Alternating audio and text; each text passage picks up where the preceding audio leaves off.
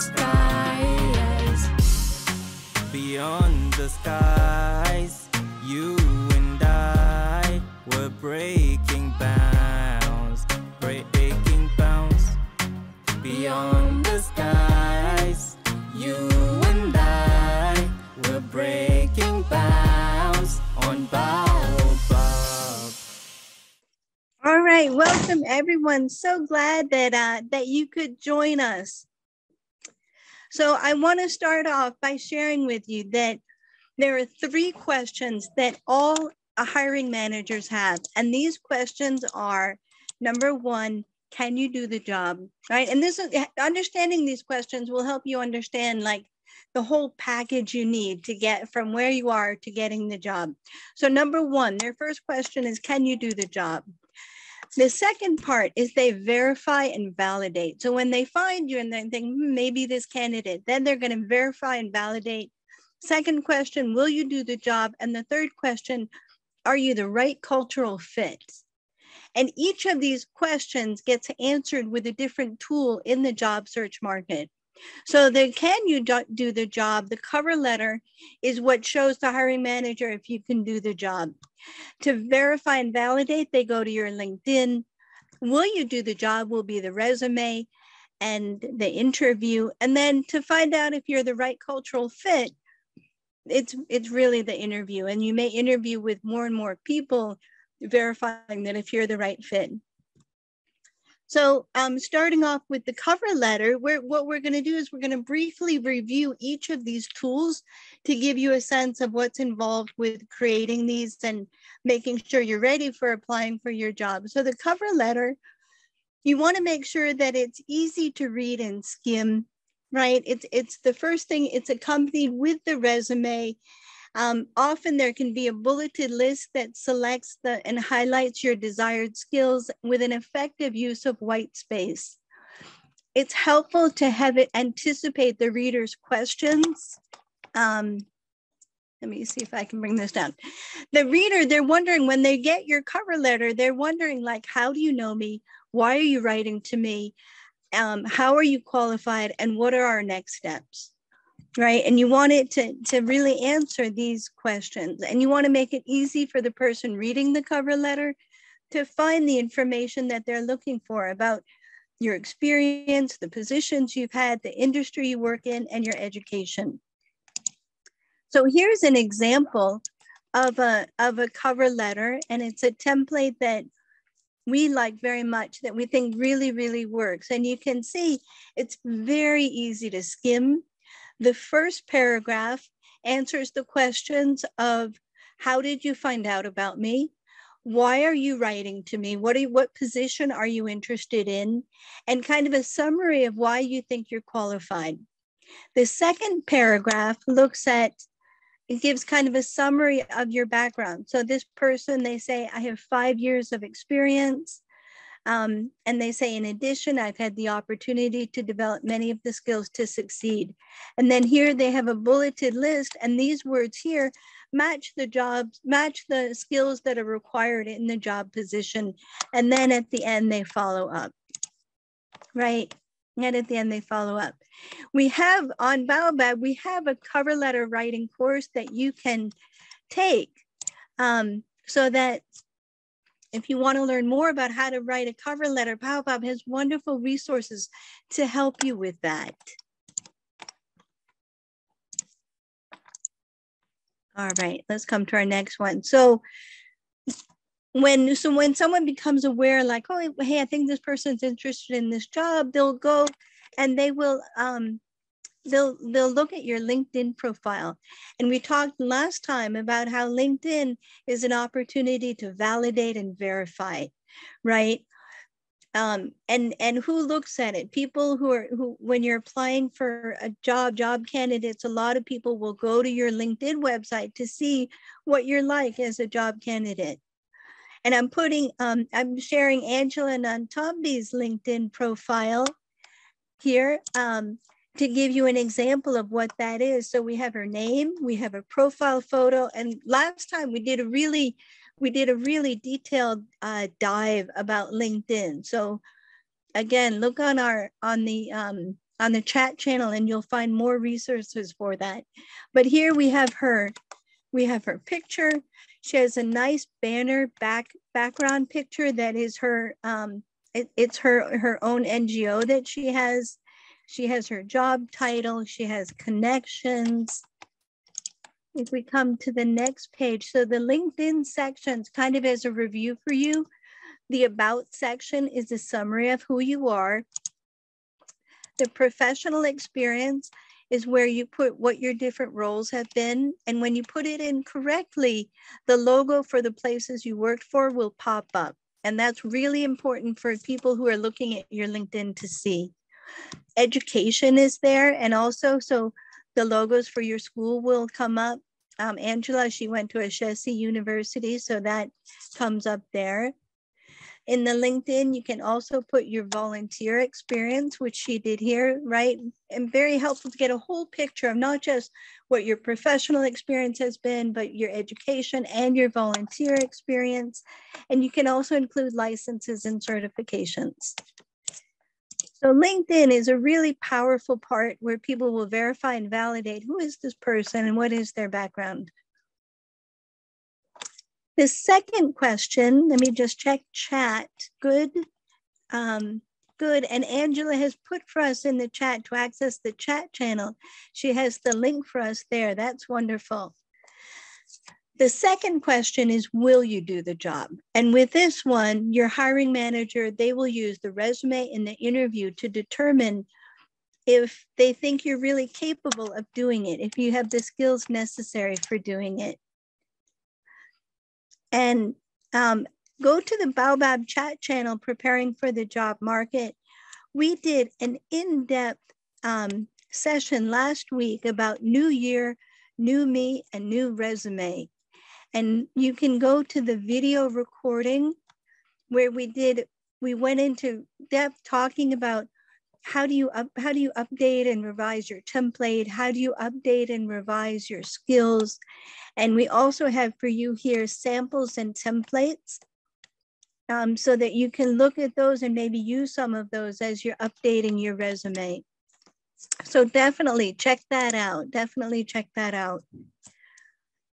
The third question that people ask is if you're going to be the right fit for the position and for the company. So, for example, let's say the position requires that you work in a team and that you interact with a lot of people.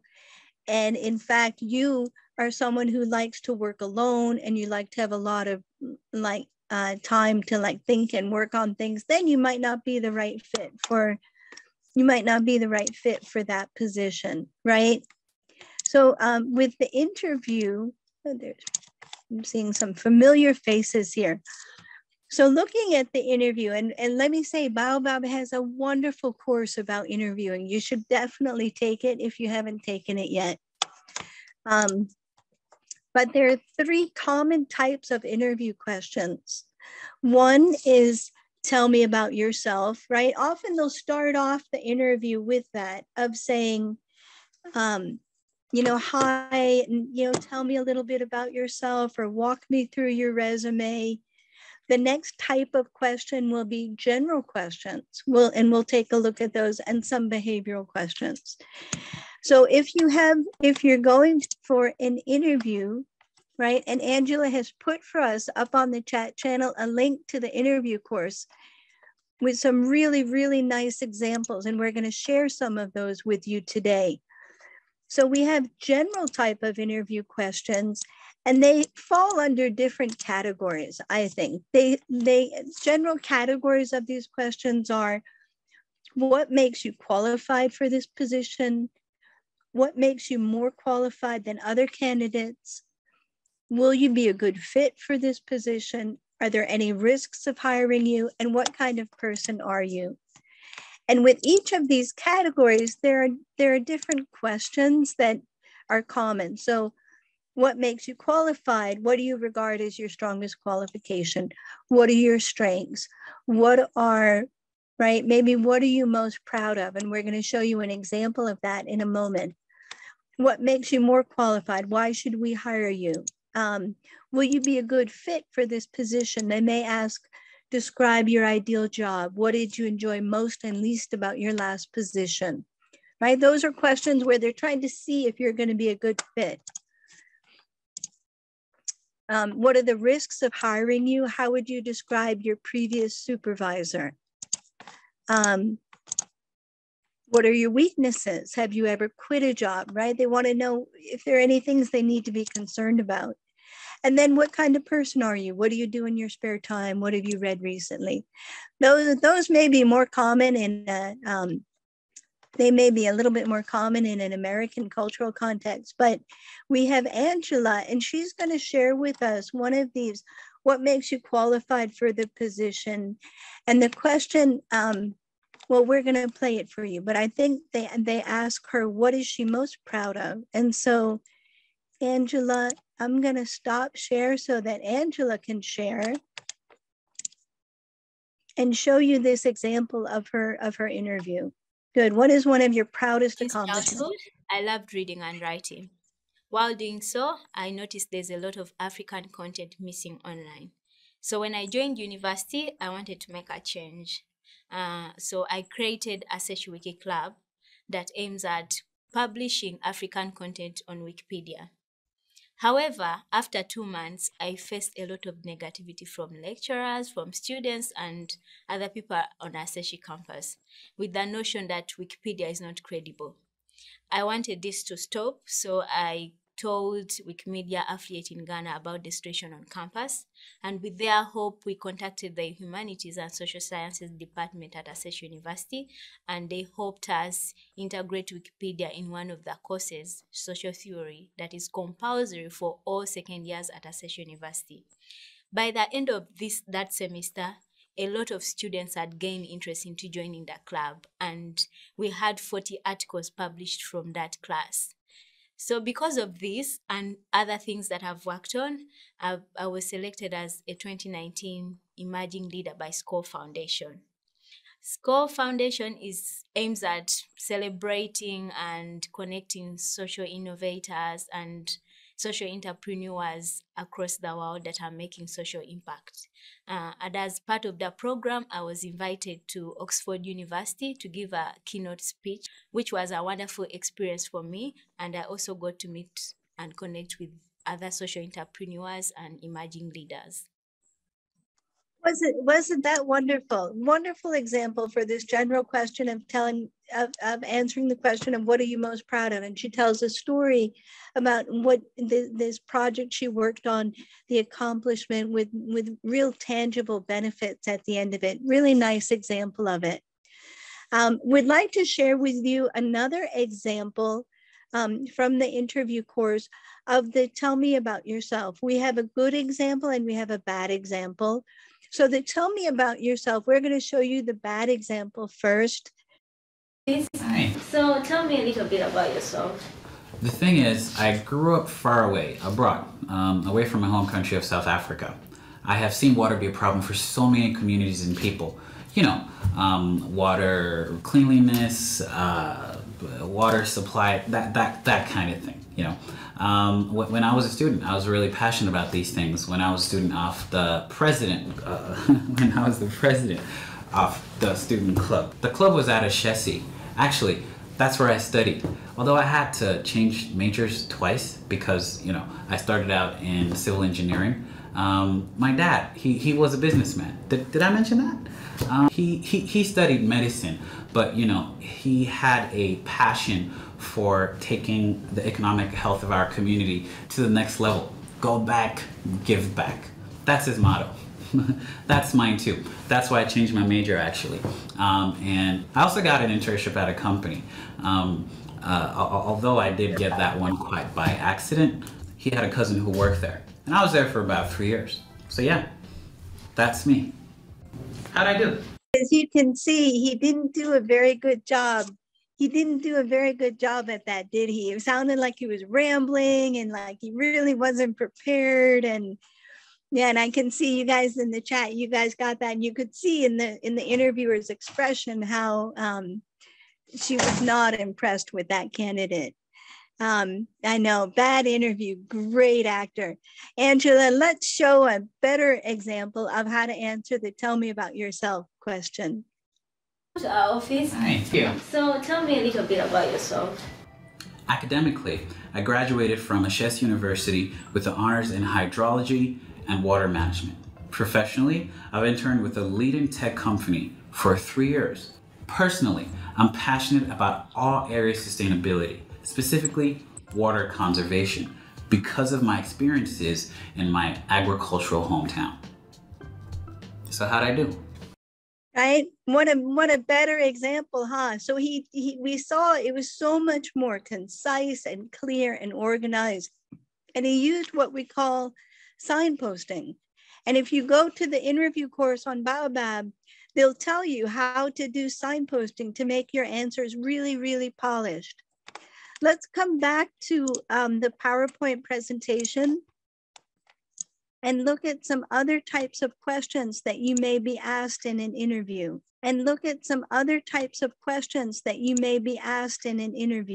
So you may be asked behavioral questions. And behavioral questions are where they want to know specific examples when you face different challenges. And just like the general questions, the behavioral questions will fall in different categories where they may want to know, for example, what has been some of your leadership experience? And with this, they may ask you things like, tell me about a time you used knowledge to implement change. Tell me about a situation where you had to use your leadership skills or you had to lead or manage a project. They may want to know about your teamwork, your ability to work with other people and your interpersonal skills. So they may ask about a time when you had a disagreement with someone on your team, how did you deal with it? Or a time when you had to help build enthusiasm in others. Interpersonal and communication skills are another key category. And they may ask about, maybe when you worked with other people to get information, or you had to work with outsiders to implement change, or a cross-cultural experience that you found difficult and how did you resolve it? Seeing some nice familiar faces of people coming in.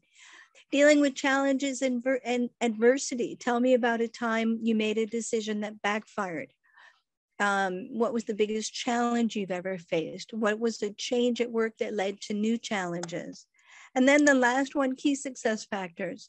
These may be related to the position itself, maybe analytical skills or persuasion skills or writing skills or presentation skills. So that gives you an idea of the types of questions that you may be asked, in an interview. So go to the Baobab course. Here's the information for the Baobab course if you want to take the interview course. It's super helpful, really practical examples to help you understand exactly how to improve your skills. Beyond the skies, you and I, we're breaking bounds on Baobab.